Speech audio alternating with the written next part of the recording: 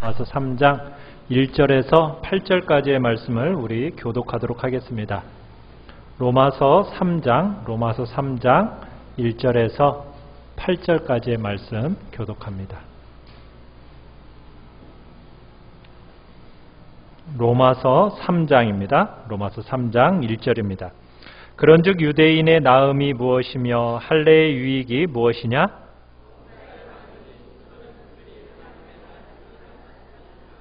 어떤 자들이 믿지 아니하였으면 어찌하리요? 그 믿지 아니함이 하나님의 미쁘심을 패하겠느냐?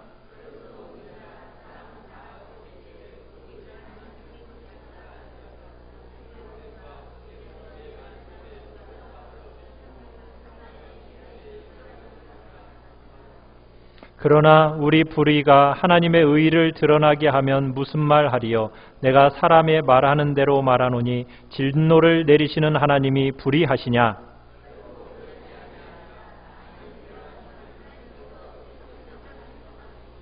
그러나 나의 거짓말로 하나님의 참되심이 더 풍성하여 그의 영광이 되었다면 어찌 내가 죄인처럼 심판을 받으리요?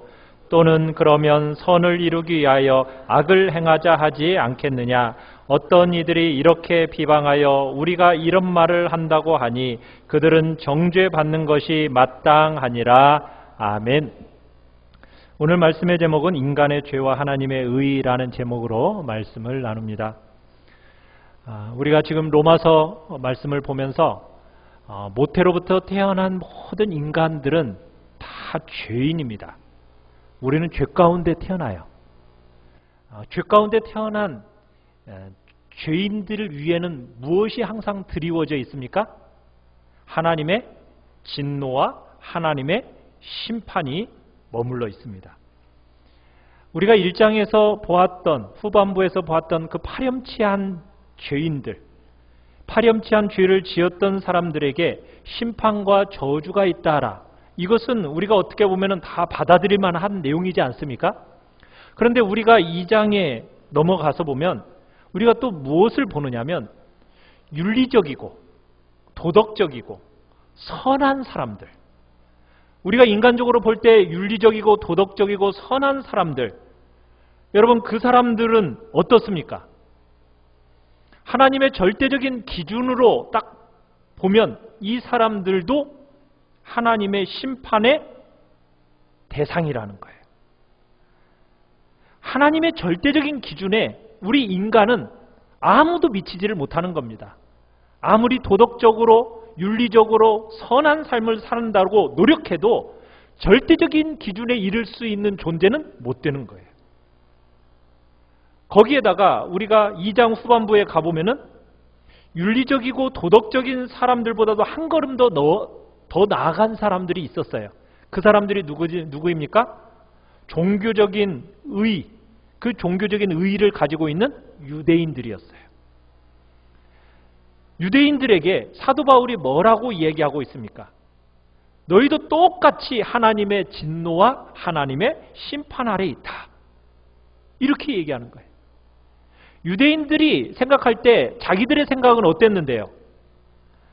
우리는 하나님의 언약 백성이고 하나님의 율법의 말씀을 가지고 있고 또 우리는 할례를 가지고 있기 때문에 우리는 절대로 하나님의 심판을 당할 대상이 아니다. 우리는 하나님의 심판을 면할 거라고 믿고 있었어요.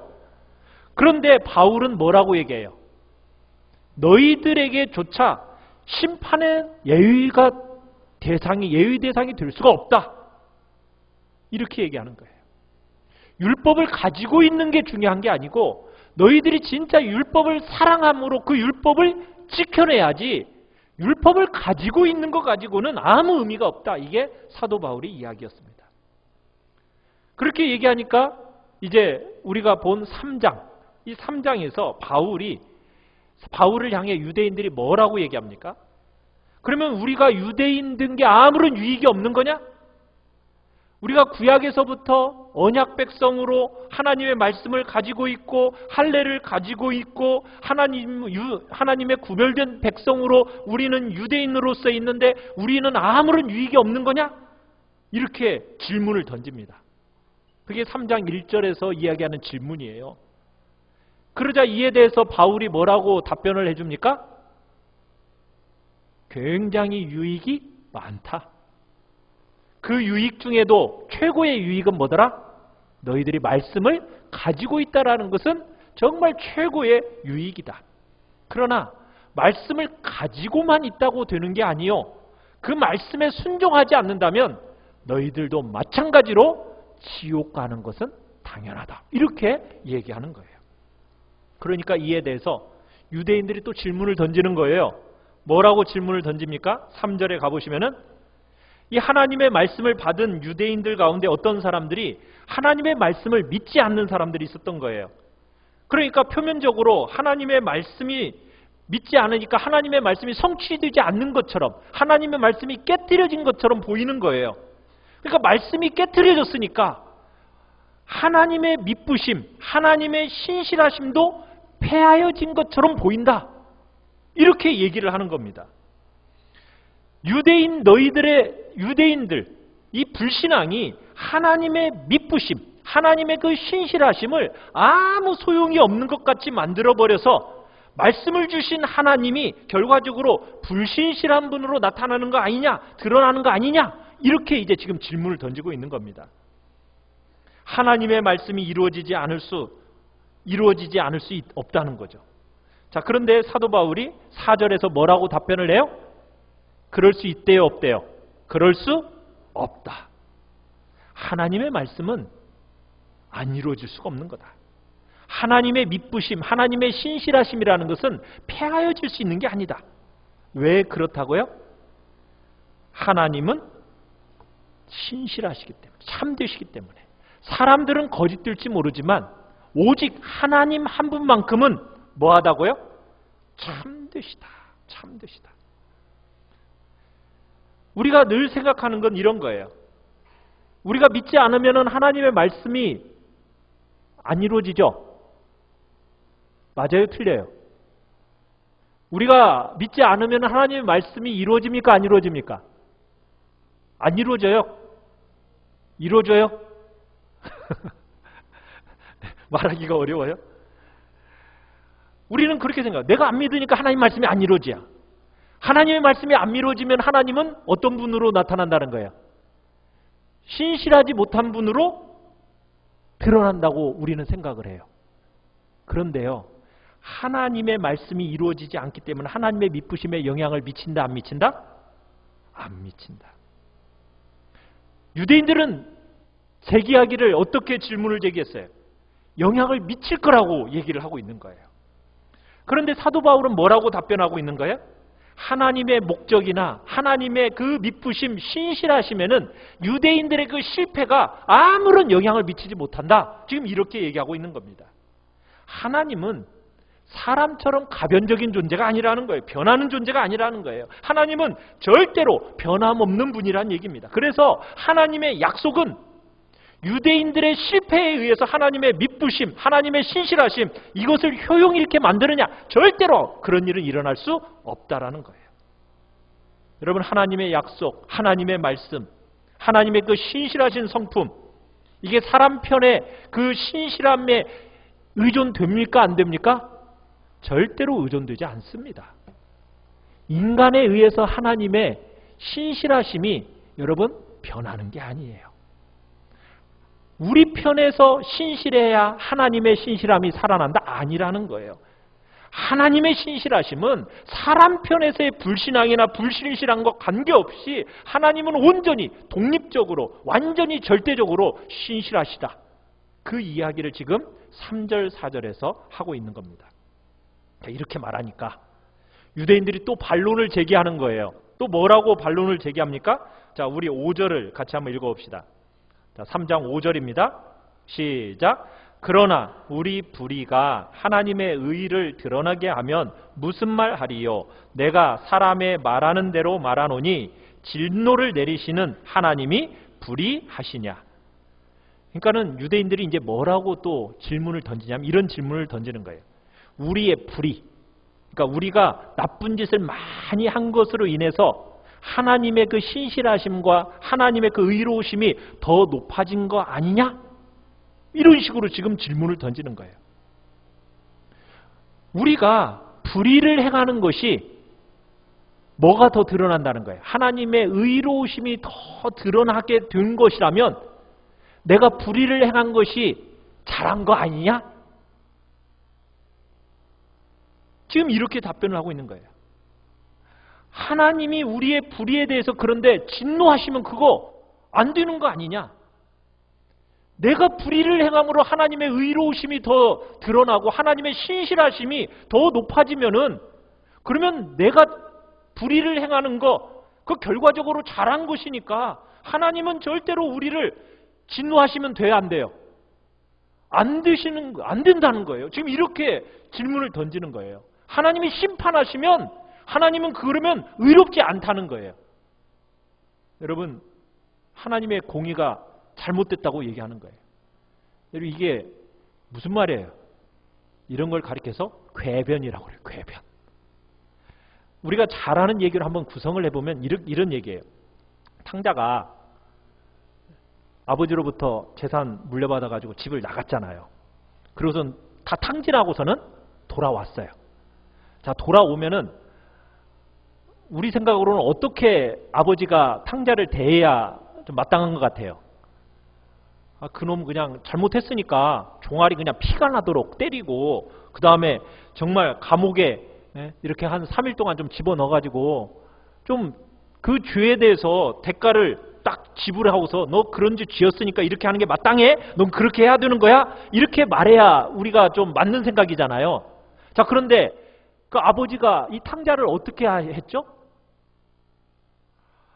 저쪽에서 거짓골로 오는 그 탕자를 아버지가 그냥 맨발로 막 뛰어가가지고 그 아버지를 부둥켜 안고서는 아버지가 그 아들을 부둥켜 안고서는 사랑한다라고 얘기하고 내가 정말 너를 기다렸다. 얼마나 기다렸는지 내가 모른다. 정말 잘 왔다. 사랑한다. 하고서는 그냥 막 동네 사람들 앞에서 잔치를 베풀어 주잖아요. 자, 그러니까 동네 사람들이 그 장면을 보고서 뭐라고 얘기를 해요? 야, 정말 저 아버지는 진짜 훌륭한 분이다. 너무나도 귀하고 정말 사랑이 많은 진실한 분이다. 이렇게 사람들이 아버지를 막 칭찬하는 거예요. 그러니까 그때 탕자가 뭐라고 얘기하냐? 보세요, 아빠. 제가 잘했죠? 제가 나갔다가 이렇게 돌아오니까 아빠가 굉장히 막 영광을 받잖아요. 그러니까 제가 이렇게 돈 다 탕진하고 돌아온 거 잘한 거죠? 여러분, 이게 이렇게 말하는 게 맞는 말이에요? 틀린 말이에요? 이게 맞지 않는 말이잖아요. 지금 유대인들이 그런 식으로 지금 두 번째 논리를 피고 있다는 거예요. 이렇게 말하는 거 똑같은 거예요. 뭐라고? 내 악이 뭘 높이게 했으니까? 하나님의 의를 높여놨으니까 그런 하나님이 내가 불의하다고 심판하면 돼요? 안 돼요? 안 되는 거 아니냐고 지금 유대인들이 그렇게 엉터리 같은 논리를 제기하고 있는 거예요. 그게 맞아요? 틀려요? 말도 안 되는 소리잖아요. 궤변이잖아요. 궤변. 그게 아니라는 거예요. 지금 그 얘기를 하고 있는 거예요. 그죠? 6절에. 결코 그렇지 않다. 만일 그러면 하나님이 어째서 이 세상을 심판하시겠느냐? 지금 이렇게 답변하고 있는 거예요. 사랑하는 성도 여러분, 하나님이 어떤 분이십니까? 하나님은 의로운 분이세요. 여러분, 죄라는 것에 대해서요, 하나님은 절대로 그냥 지나가는 법이 없습니다. 죄는 여러분 말에 있든지 생각에 있든지 행동에 있든지요, 하나님은 절대로 그 죄를 용서해요, 안 해요? 여러분, 그 죄는 절대로 용서하지 않습니다. 반드시 죄에 대해서는 충돌하십니다. 왜? 하나님은 공의로우신 분이기 때문에, 의로우신 분이기 때문에 여러분 아무리 사소하고 작은 죄를 할지라도요, 반드시 하나님은 그 죄에 대해서 어떻게 한다고요? 충돌하시는 거예요. 그게 하나님의 거룩한 성품이에요. 절대로 그냥 넘어가는 법이 없어요. 죄에 대해서는요. 하나님은 의로우시기 때문에 그 죄를 그냥 지나가는 법이 없다는 얘기예요. 반드시 뭘 요구하세요? 심판을 요구하시고 판단을 요구하시는 겁니다. 그게 하나님의 공의의 성품이세요. 그런데 지금 오늘 유대인들이 잊고 있는 하나가 있어요. 그게 뭐냐면, 유대인들은 어떤 생각을 가지고 있냐면, 내가 잘하면 하나님이 칭찬하시고 내가 잘못하면 하나님이 벌 주셔야 된다, 이 생각을 가지고 있어요. 그런데 여러분, 공의로우신 그 하나님이 우리의 죄에 대해서 용서하시는 그 공의를 나타내신다는 거예요. 분명히 심판도 하시지만 그 공의 속에는 또 뭣도 있어요? 죄에 대한 용서도 있어요. 용서. 자, 그런데 이 죄를 그냥 용서할 수 있어요? 없어요? 그냥은 용서가 안 돼요. 죄를 하나님이 반드시 찾으세요.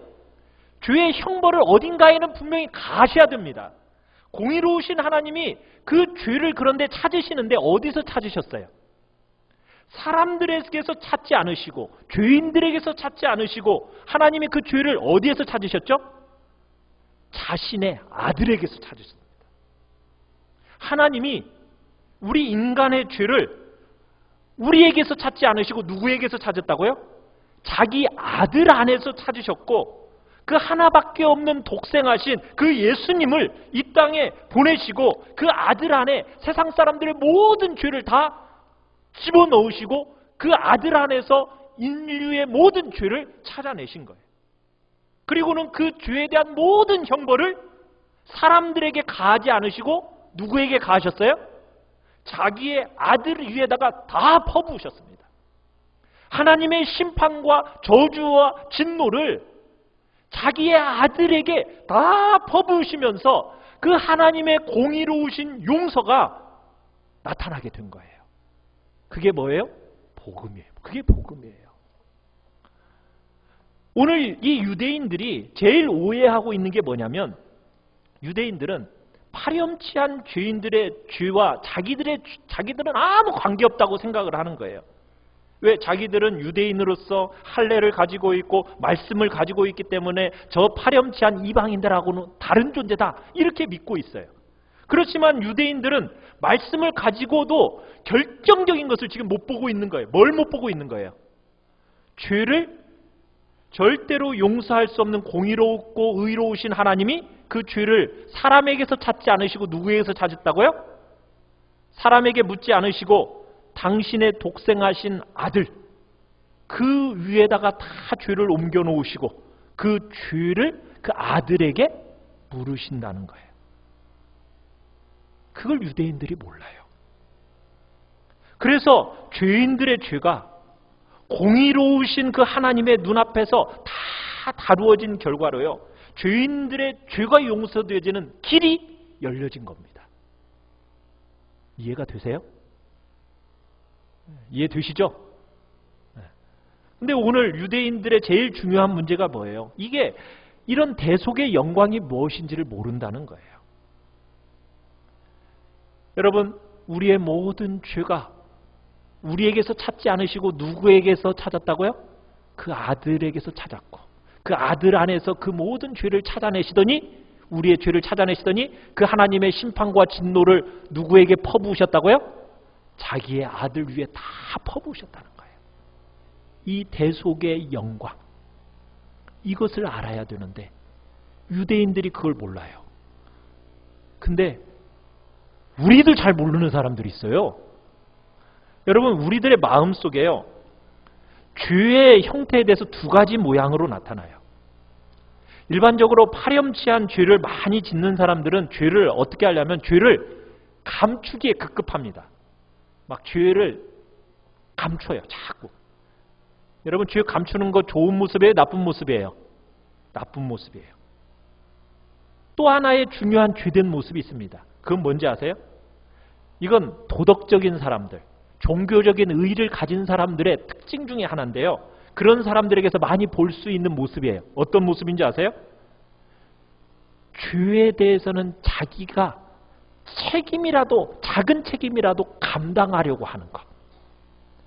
죄에 대한 책임을 자기가 감당하려고 하는 것. 이게 죄에 대한 굉장히 나쁜 모습입니다. 무슨 말씀인지 아세요? 죄에 대해서 작은 책임이라도 자기가 스스로 감당하겠다는 거예요. 그러면서 스스로 자기가 좀 떳떳하게 자격을 갖추고 싶어하는 욕구가 있는 거예요. 너무 물먹듯이 막 죄를 짓는 사람들은 막 죄 감추기에 급급하지만요, 나름 그래도 자기는 도덕적이다, 윤리적이다, 선하다고 말하는 사람들, 반듯하게 사는 사람들의 특징은 뭐냐면 끝없이 죄를 일정 부분 책임지려고 하는, 그래서 내가 하나님 앞에 떳떳하게 서고 싶어하는 욕구가 있다라는 거예요. 혹시 여기 그런 분 안 계세요? 여러분, 그게 죄된 모습입니다. 내가 일정 부분 내 죄에 대해서 내가 책임질 거야. 내가 그래서 일말의 양심이 있어. 내가 하나님 앞에 떳떳하게 서야지. 여러분, 그게 기독교의 이야기일까요? 아니에요. 죄된 모습의 사람들의 모습에서 어떤 형태로 드러납니까? 사람들 속에 사람이요 죄를 지으면은 상응하는 보응을 받아야 된다라는 형태로 나타나요. 그래가지고 여러분, 죄 지은 사람을 지으면요 보면은 뭐라고 얘기하는지 아세요? 저건 맞아도 싸, 이렇게 생각을 해요.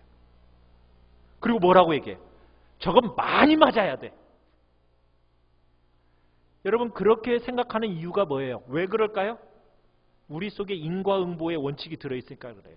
그러니까 큰 책임은 못 지면서 체면 치레하기 위해서 자기가 조금 일정한 정도 지려고 하는 그런 모습이 우리 안에 있다라는 거예요. 그래가지고 중세시대에는요 가톨릭에서는 보속교리라는 게 있어요. 이 보속교리라는 건 뭐냐면, 하나님께서 우리의 죄를 용서해 주실 때, 우리가 죄를 용서받을 때 결정적인 죄는 예수님이 다 용서를 해 주셨는데, 그런데 우리가 삶을 살아가면서 짓는 죄는 우리가 보속해야 된다, 이런 보속교리가 있어요. 보속교리. 그래서 가톨릭에서는 내가 지은 죄에 대한 고해성사를 해야 된다고 얘기를 해요. 고해성사를 가지고 충분히 또 죄가 해결되지 않는 부분에 대해서는 또 뭐라고 얘기했냐면, 죄에 대한 등급을 딱 먹여가지고 그에 합당한 형벌을 정해놔요. 그래서 이런 죄를 지으면 고해성사가 필요하고 그 다음에 벌금을 내야 돼. 또 이 죄를 지으면 성지순례를 해야 돼. 이 죄를 지으면 한 달 동안 교회 청소해야 돼. 이런 식으로 어느 정도의 형벌을 정해놓고 보속을 하는 거예요. 그래서 죄에 대해서 일정 부분 자기가 책임을 지려고 하는 거예요. 그리고는 그 속죄에 대한 어떤 쾌감을 누리려고 하는 것. 여러분, 이게 기독교의 이야기입니까? 아닙니까? 아니에요. 이건 굉장히 교묘한 죄입니다.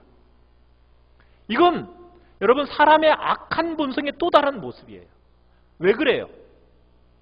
하나님이 위에서 사람들을 딱 내려보시면요, 여러분, 죄를 씻어질 수 있는 가능성이 있는 사람이 있어요, 없어요? 아무도 없어요. 여러분, 사람들의 죄는요 스스로 절대로 해결할 수 없습니다. 용서될 수가 없는 거예요. 죄는 크든 작든 하나님의 분노와 심판의 대상이에요. 그대로 두면은요 절대로 용서받을 수 없는 대상이에요. 그게 인간입니다. 그래서 하나님이 어떻게 하셨다고요? 자기 아들을 보내주신 거예요. 그 아들에게 우리의 모든 인간의 죄를 다 그 안에다가 다 집어넣으시고, 그리고 그 죄에 대한 형벌과 심판과 진노와 저주를 누구에게? 그 아들에게 다 쏟아놓으신 거예요.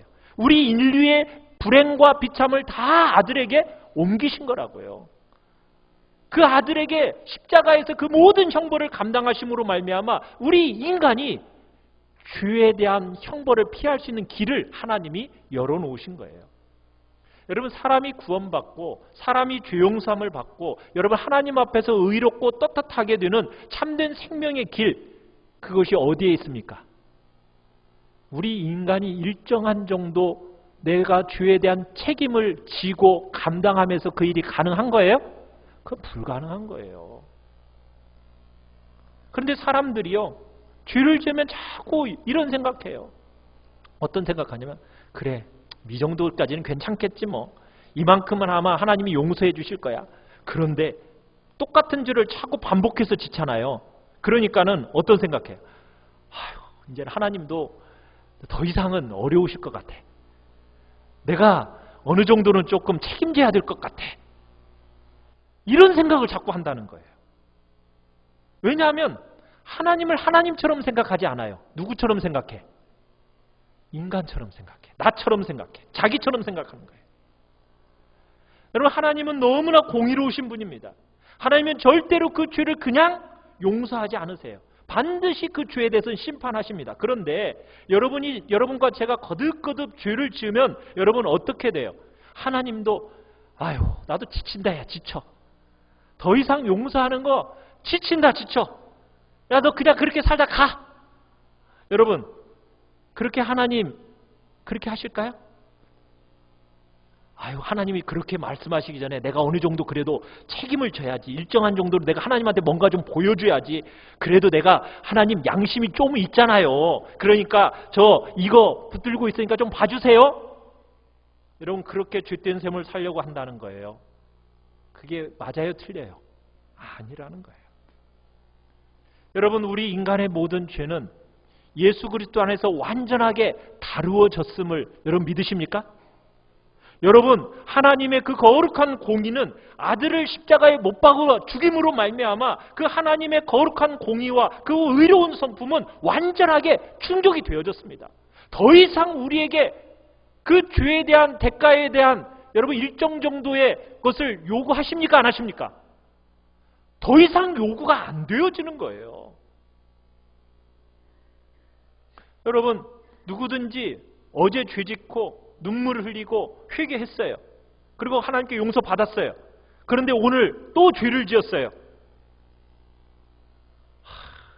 어제 용서받았는데 오늘 또 죄 지었네. 어떻게 해요? 어떻게 해요? 아휴 벼룩도 낯짝이 있지. 또 가나? 가야죠. 가야죠. 어제 똑같은 죄를 짓고 회개하고 눈물을 흘리면서 하나님의 용서를 받았어요. 오늘 또 죄를 지었어요. 어떻게 해야 된다고요? 절대로 주저함이 없이 여러분 하나님 앞에 담대히 나아가셔야 돼요.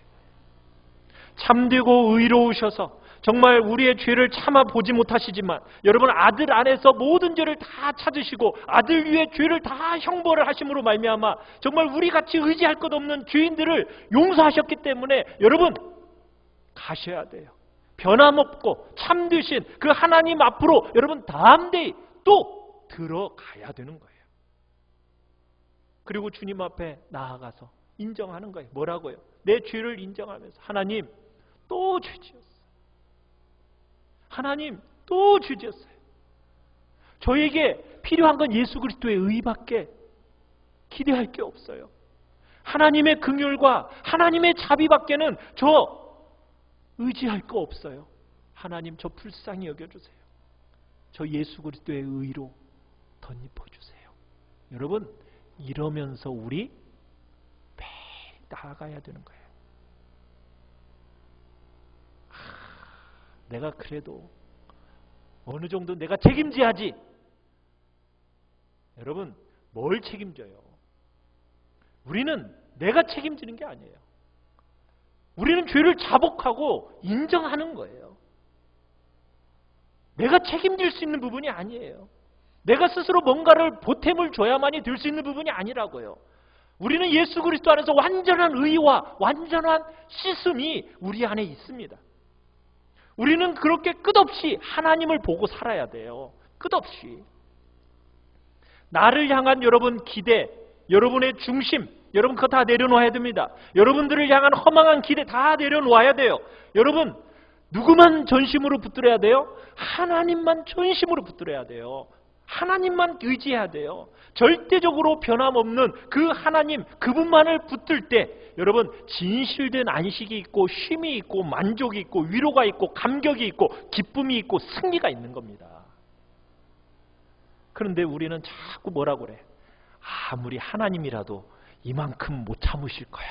자꾸 그러는 거예요. 아무리 하나님이라도 내가 이렇게 반복적으로 하는 것은 못 견뎌 하실 거야. 우린 자꾸 그렇게 생각해요. 여러분 그런데 여러분과 제가 그런 방식으로 형벌을 받으면 여러분 우리 어떻게 될까요? 여기 남아있는 사람이 있겠어요? 없어요. 없어요. 다 죽었어요. 다 죽었어. 공의로우신 하나님이 아들 안에서 여러분 우리의 죄를 용서하지 않으면요 우리 진작 다 죽었습니다. 남아있을 사람은 아무도 없어요. 여러분 안에 여러분 안에 혹시나 하나님 앞에 갈 수 없도록 만드는 제목이 혹시 있습니까? 여러분 안에 혹시나 벼룩도 낯짝이 있지 하면서 여러분 그렇게 만드는 그런 제목이 있어요? 그러나 의로우신 하나님이 아들 안에서 정말 우리에게 완전한 의를 주시기 때문에 우리가 지금도 진멸되지 않고 하나님 앞에 담대히 설 수 있는 거예요. 여러분이 성도로서 최선을 다해 살아야죠. 여러분 그러나 그 최선을 다해 살려는 거 귀합니다. 그렇지만 그것은요, 우리가 하나님 앞에 나아갈 수 있는 근거와 제목이 되는 게 아닙니다. 그건 누더기 같은 거예요. 여러분 우리가 주님을 알고 선하고 바르게 살려고 노력하는 거 참 귀한 거예요. 그런데 여러분 그것이 우리의 죄를 씻어줄 수 있습니까? 없습니까? 그것이 우리의 죄를 씻어주는 게 아니에요. 하나님의 완전한 성품이 여러분 오늘도 우리를 하나님 앞에 손색 없는 자로 우리를 세워주는 거죠. 우리가 끊임없이 실패하고 넘어지고 정말 보잘것없는 존재잖아요. 세상 사람들이 다 포기해도요, 하나님은 절대로 우리를 포기하지 않으십니다. 여러분 오늘도 우리를 기다리고 받으시는 하나님, 그분이 여러분을 기다리고 계신다라는 거 믿으시길 바라요. 우리 이사야 49장 14절에서 16절을 우리 같이 한번 읽어봅시다. 자, 뒤에 나와 있는 말씀 같이 한번 읽어볼까요? 시작. 오직 시온이 이르기를 여호와께서 나를 버리시며 주께서 나를 잊으셨다 하였거니와 여인이 어찌 그 젖먹는 자식을 잊겠으며 자기 태선한 아들을 긍휼히 여기지 않겠느냐. 그들은 혹시 잊을지라도 나는 너를 잊지 아니할 것이라. 내가 너를 내 손바닥에 새겼고 너의 성벽이 항상 내 앞에 있나니. 여러분 우리는 주님을 믿고 살아가면서 종종 이렇게 생각해요. 야, 참 이렇게 살아가는 나, 하나님이 나 잊으셨을 거야. 하나님이 나 버리셨을 거야. 야, 이 정도까지 살아가는 나를 하나님이 과연 정말 이런 일들이 일어나는 거 보니까 잊었음에 틀림없어. 여러분 우리는 그렇게 생각하는데요. 주님이 지금 뭐라고 말씀하고 계세요? 여인이 엄마가 자기 젖먹이 잊어버리는 법 있어요? 없어요? 요즘은 있더라고요. 그죠? 요즘은 있더라고요. 혹 그러잖아요. 그래서 혹 잊을지라도 하나님은 뭐 하신다고요? 나는 너희를 절대로 잊지 않는다. 내 손바닥에 새겼어. 여러분 우리가 죄 가운데 넘어졌어요. 이 세상을 살아가다 보면서 넘어지고 여러분 좌절하였어요.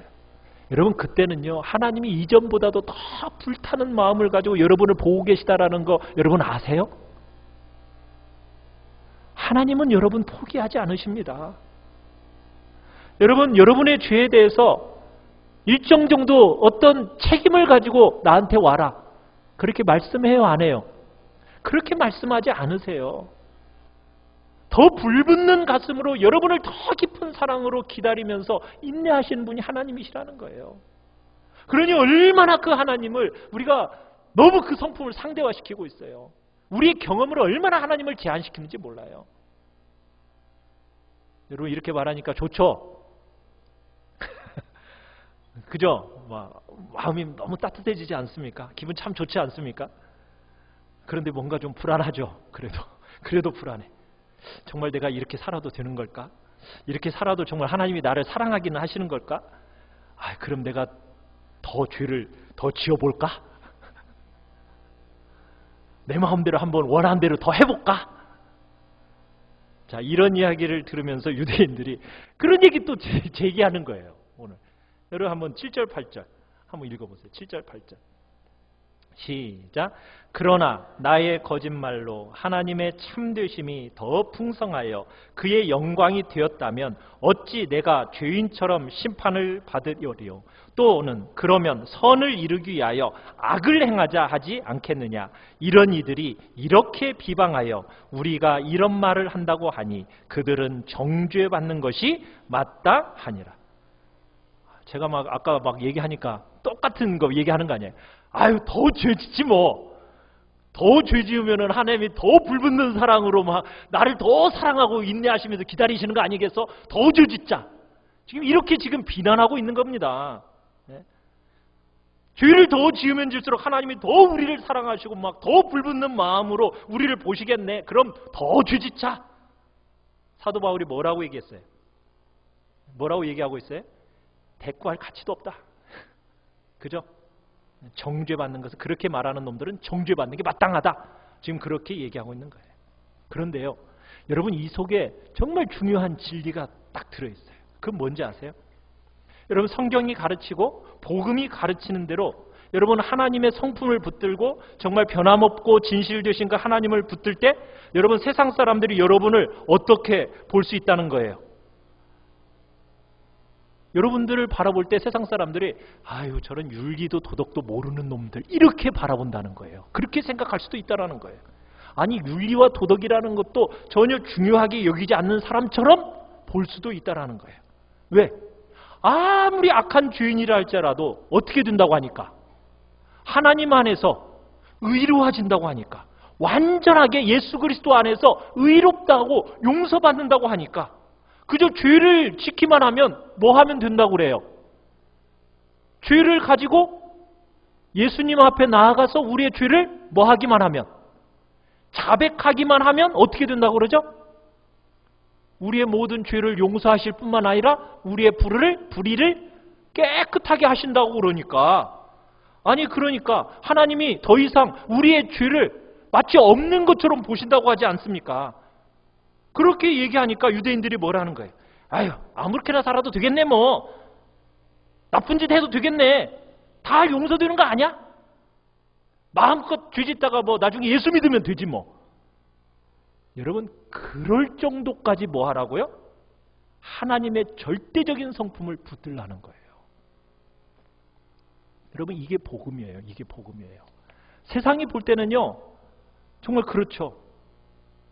아니 저런 정말 윤리도 도덕도 모르는 인간들이라고 말할 것 같지만요, 여러분 복음은 뭐라고 얘기하고 있어요? 끝까지 하나님은 우리를 포기하지 않으시고 우리의 만 가지의 죄를 다 어떻게 하신다고요? 씻으시고 용서하신다고. 믿으세요? 여러분 그렇게 붙들고, 여러분 그 복음을 그렇게 붙들고 사셔야 돼요. 하나님은 절대로 우리를 포기하지 않으십니다. 하나님이 끝까지 나를 붙들고 계신다. 여러분 이게 복음에 합당한 삶을 살아가는 사람의 모습이에요. 여러분 주변의 사람들이 여러분을 보면서 아유 어떻게 인간이 양심도 없이 그럴 수가 있어. 양심이 조금 있어봐. 그렇게 쥐지어 놓고 오늘 주님 앞에 나아가서 회개하면 우리의 모든 죄를 용서받는다고? 아유 그게 양심 있는 사람의 말이냐? 그래도 인간이면은 어느 정도 일정 정도 뭐는 내 자기 죄에 대한 책임은 질 줄 알아야지. 뭐가 맞는 말이죠? 뭐가 맞는 말이에요? 헷갈리죠? 이런 복음은 분명하게 얘기하는 거예요. 어떻게 보면 세상 사람은 너 진짜 양심이 없구나라고 말할 정도까지 우리는 뭘 붙들어야 돼요? 복음을 붙들고 하나님의 그 신실하심과 그 하나님의 그 은혜, 사랑, 믿음 그 붙들어야 되는 거예요. 여러분 그게 진짜 복음을 믿는 사람입니다. 저는 하나님을 믿어요. 하나님이 나를 완전한 하나님의 백성으로 그 이름에 걸맞는 사람으로 마침내 나를 만드시고 말 거야. 여러분 이 믿음을 가지고 여러분 끝까지 하나님을 붙들고 나아가는 것이 진짜 복음을 믿는 사람의 특징이에요. 여러분이 정말 하나님의 안에서 우리를 절대로 포기하지 않으신다라는 것, 하나님이 그만큼 진실로 우리의 죄를 용서하시고 정말로 우리 아낌없이 받으신다라는 거, 여러분 믿음으로 나아가실 바랍니다. 절대로 좌절하지 마세요. 포기하지 마세요. 오늘 또 넘어졌어, 쓰러졌어. 그런 나 하나님이 안 받아주실 거야. 여러분 아니에요. 하나님은 끝까지 우리를 받아주십니다. 여러분의 경험으로 하나님을 제한하지 마세요. 여러분 정도는 못 받아주지만 하나님은 받아주십니다. 하나님의 그 절대적인 성품, 신실하시고 참되신 하나님, 그분의 성품 꼭 붙들고 믿음으로 승리의 길을 걸어가시길 바라요. 여러분의 경험으로 절대로 하나님을 상대화시키지 마십시오. 그 하나님의 절대적인 성품을, 그 말씀을 여러분의 경험과 여러분의 현실을 그 말씀과 경험, 그 성품으로 재해석해내야지 여러분의 경험으로 하나님을 해석해내려고 상대화시키는 어리석은 자리에 절대로 빠지지 말라는 얘기입니다. 여러분들이 정말 우리같이 한없고 연약한 우리들이지만 예수 그리스도 안에서 우리의 모든 죄가 다 용서되어졌고 여러분이 넘어지고 쓰러질 때마다 그 의롭게 붙들어 주신 그 예수 그리스도의 의를 붙들고 어디 안으로 들어가서 예수 그리스도 안에 들어가서 여러분의 죄와 허물을 자백하면 어떻게 하신다고요? 용서하실 뿐만 아니라 모든 불의를 깨끗하게 해주시는 그 하나님, 신실하신 하나님 붙들고 믿음으로 승리하는 우리 귀한 성도님들 되시기를 간절히 축원합니다. 우리 같이 찬양합시다.